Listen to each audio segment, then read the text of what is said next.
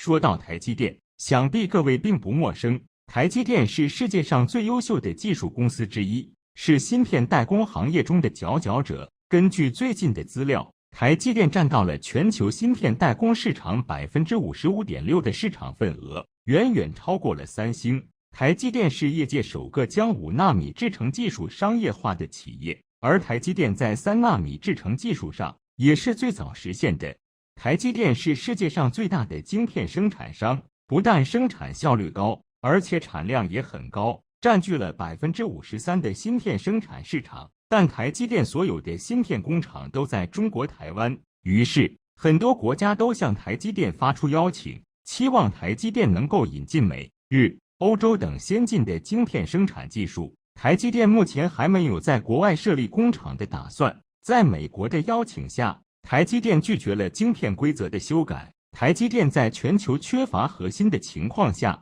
占据了半壁江山。近年来，不止美国，许多国家和地区纷纷向台积电伸出橄榄枝，期望台积电能够在本地设立工厂，利用先进的生产技术，带动国内的晶圆工业。但是，鉴于富士康在国外的工厂建设已经有了失败的前车之鉴，台积电并没有放弃在国外设立工厂的打算。但台积电最终还是答应了美国的要求，在亚利桑那州投资120亿美元，建造一座5纳米晶圆厂。在外人眼中，台积电之所以答应美国的要求，是因为它的生产线上有很多美国的技术，它也希望能在华为等企业中获得更多的利润。台积电明显小看了老美帝的野心，它不但没有给台积电提供520亿美元的厂房补助，还让他把更多的产能和先进的技术都投入美国的半导体行业，以此来控制整个世界的晶圆产业链。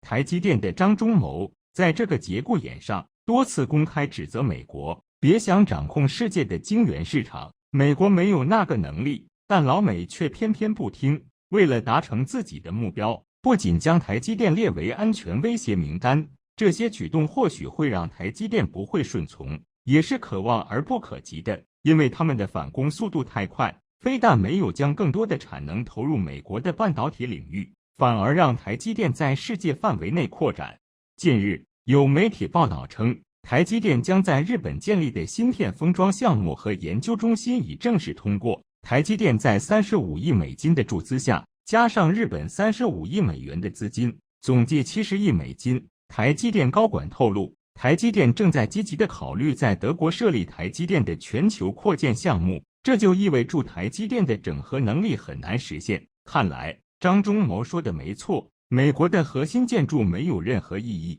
第一，美国的工业体系并不完善，劳动力和原材料都不够用。第二，因为经授权更改晶圆规则，造成美国公司不能自由出货，引起众怒。俗话说，有福同享，有难同当。第三，利用基础技术、专利等优势，对非美的高技术公司进行压制，掀起了一股全球脱俗的风潮。台积电选择日本建厂，是由于其在半导体技术上有很深的造诣，再加上德国的邀请，日本不但拥有先进的封装技术、高端光刻胶，更重要的是，日本还拥有自己的纳米压印技术。现在受到台积电的协助，或许能极大地将这项技术推广到商用，减少台积电产线对煤炭科技的依赖性，让它能免费送货。德国作为一个工业强国，在基础技术的专利上并不逊色于美国，只不过是因为全球半导体行业的分工越来越清晰，所以国内半导体产业才会慢慢衰落。但即便是这样，像英飞凌这样的老牌德国芯片公司，